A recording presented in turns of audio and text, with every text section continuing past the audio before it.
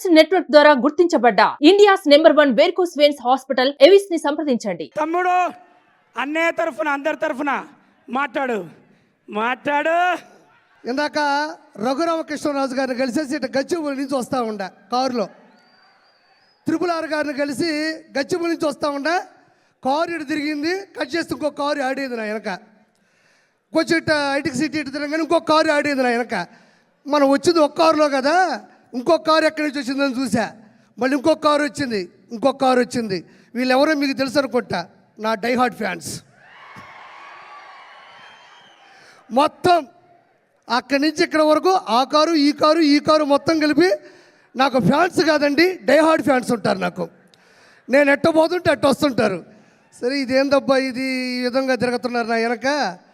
సరే ఇప్పుడు నేను ఎట్ట కాపాడుకోవాలి, నేను ఎట్ట సెక్యూర్ చేసుకొని భయంతో వస్తూ ఉన్నా.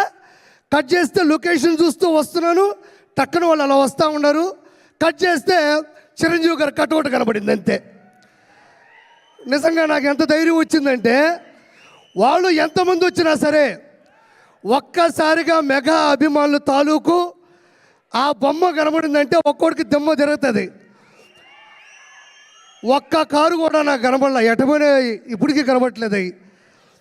నేను చివరిగా చెప్పేది ఏంటంటే ఒక మాట, చిరంజీవి గారు ఇండస్ట్రీలో ఉన్న ఒక పులస అంటే ఆస్ట్రేలియా, న్యూజిలాండు, టాంజానియా దేశాల నుంచి ఖండాలు దాటి హిందూ మహాసముద్రం నుంచి బంగాళాఖాతంలోకి వచ్చి చివరిగా గోదావరి నీళ్ళకి ఎదురీది, గోదావరి నీళ్ళ యొక్క నదీ ప్రవాహానికి ఎదురీది.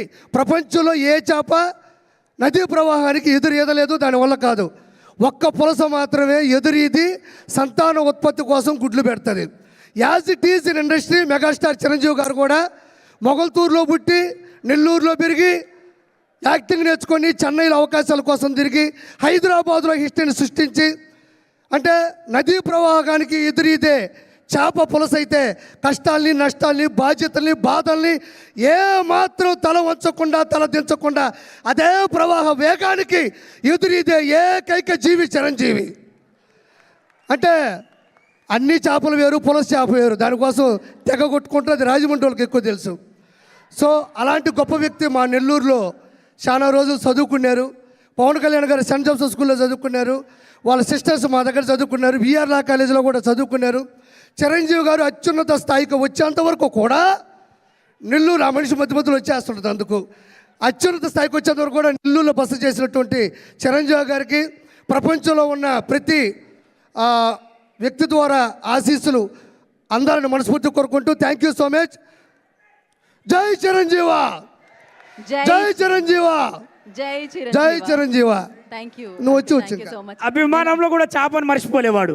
సుమన్ టీవీలో మీ పర్సనల్ అండ్ బిజినెస్ ప్రమోషన్స్ కోసం కింది నెంబర్కి కాంటాక్ట్ చేయండి.